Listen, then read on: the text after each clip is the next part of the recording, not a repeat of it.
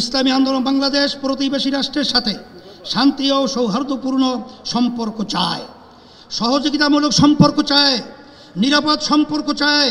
তবে কোনো আগ্রাসী মনোভাব, অবৈধ হস্তক্ষেপ বা চোখ রাঙ্গানি প্রত্যাশা করে না।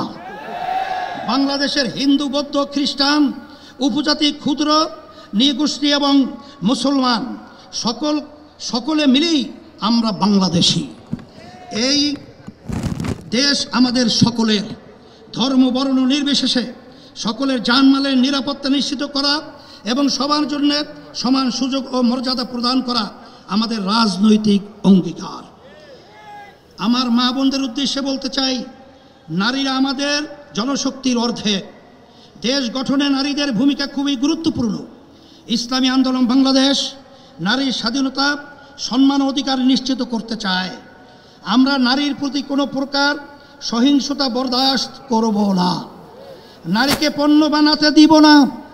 নারীর প্রকৃত মর্যাদা সমুন্নত করাই আমাদের পবিত্র দায়িত্ব।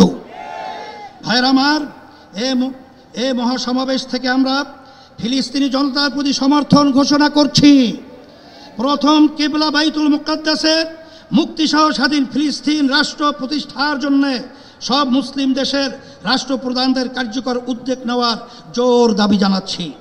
সংগ্রামী ভাইরা আমার, আমরা রাষ্ট্রে সুশাসন চাই, জবাবদিহিতা নিশ্চিত করতে চাই। যেখানে রাষ্ট্রপ্রধান ও জনতার কাছে জবাবদিহি করতে বাধ্য থাকবে। আমরা ন্যায়ের শাসন প্রতিষ্ঠা করতে চাই, আমরা দুর্নীতিমুক্ত বাংলাদেশ প্রতিষ্ঠা করতে চাই, আমরা দক্ষ সৎ জনপ্রশাসন গড়ে তুলতে চাই।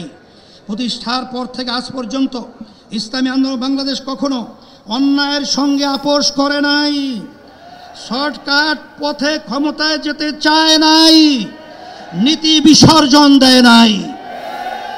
সব কিছুর ঊর্ধ্বে আমরা ইসলাম, দেশ ও জনগণের স্বার্থকে প্রাধান্য দিয়েছি। আগামীতেও আমরা জনপ্রত্যাশাকে পূরণ করতে চাই। প্রিয় নেতাকর্মীবৃন্দকে বিশেষ করে আমরা বলবো, আপনারা অনেক ঘাম ঝরিয়েছেন, অনেক সময় দিয়েছেন, অনেক রক্ত দিয়েছেন, জীবন দিয়েছেন। আপনাদের কোরবানির বদৌলতে ইসলামী আন্দোলন বাংলাদেশ আজ গণমানুষের শক্তিশালী রাজনৈতিক দলে পরিণত হয়েছে। এখন সময় ফসল ঘরে তোলার। সুতরাং মহাসমাবেশ থেকে ফিরে গিয়ে কমিটিগুলোকে আরও সক্রিয় করুন। গ্রাম মহল্লা ভোট কেন্দ্র ভিত্তিক কমিটি গঠন করুন।